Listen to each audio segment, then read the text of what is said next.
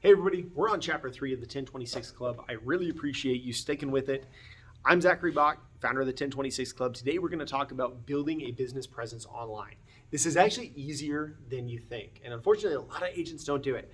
A lot of agents, I'll Google them. Just Google their name real quick. John Smith, Realtor, Alabama. And I can't find them.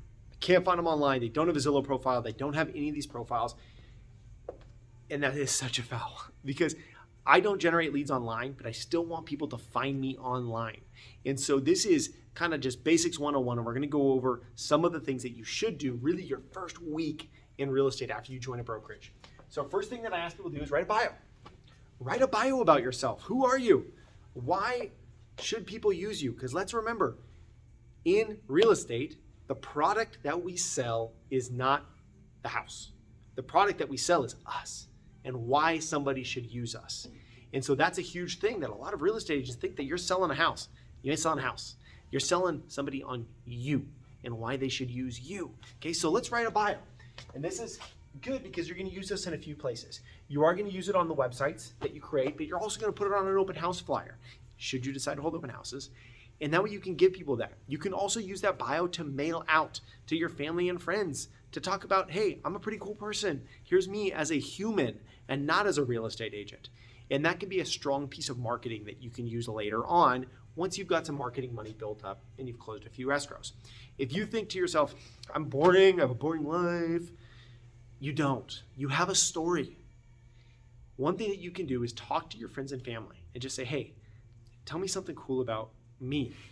Tell me an impact that I had on your life, and start looking at your life story and why it's important. I guarantee you have a cool story. Let's just put it down on paper, okay? Next thing that I want you to do is that bio, you're also going to utilize that as just copy and paste onto various business websites.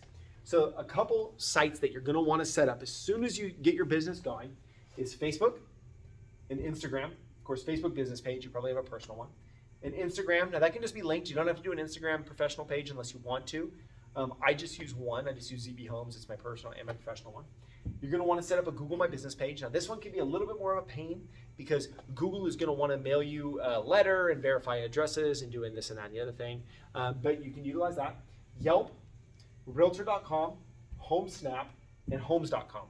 Those are kind of the main ones that I would recommend. Now, there are other ones, right? There's emerging technologies. I'll call them emerging even though they're a few years old. TikTok, for example. TikTok is huge. More on that later. I'm not going to teach that lesson. Stephanie and Sunny are going to teach that lesson because, quite frankly, I don't know enough about making TikTok videos that go viral, but they do. So these are kind of the basics that you're going to want to go through and create accounts on each of these because that allows you to put that content out there and put that bio out there and have it to where when somebody Googles your name, they find you.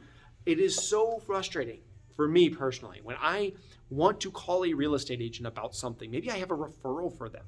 Maybe I want to say, hey, I'll pay you $100 to go show a house for me real quick. And I cannot find them. I cannot find their phone number.